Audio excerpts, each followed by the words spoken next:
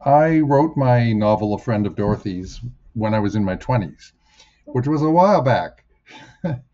I was living in New York City in the 1980s, and it is a story set in that time, and it's about a young gay man coming of age in that era, which was the advent of the AIDS epidemic among gay men in the city.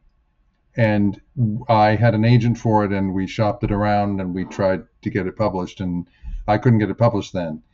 And I proceeded to become more of a playwright and a screenwriter and put the novel away.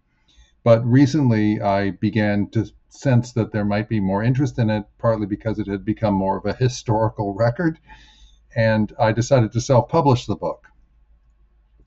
So going into it, I was thinking in terms of design, in terms of the cover, I was thinking that the main audience for it might be gay men from that era. But I also knew from my experience with the manuscript over the years that it had a wider audience too, that straight women, for example, had always responded very strongly to it. And I also thought that nowadays, younger gay men would, it would appeal to them, partly because it is a coming of age story, but also because they don't know about that time, and they may be interested in it as a kind of history.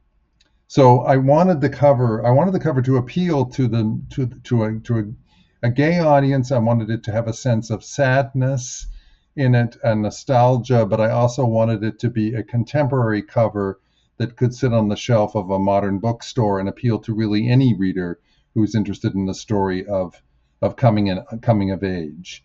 And Laura Duffy, the designer, and I didn't really talk that much about it, but she read the book and she had a very strong emotional response to it, and I kind of just let her go at it. And this is what she came up with, which is this is the hardcover and this is the paperback. And I love the cover because it captures a sense of the past, but also the beauty and the innocence of youth.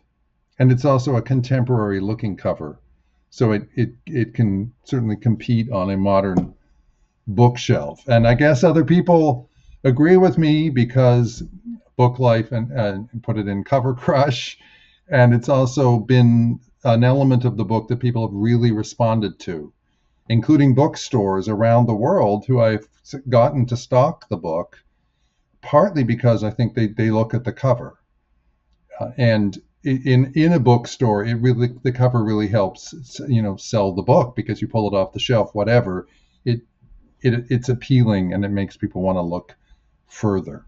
So I can't thank Laura enough for her contribution to the book, and it was one of many delightful experiences that I had along the way to getting it into the market.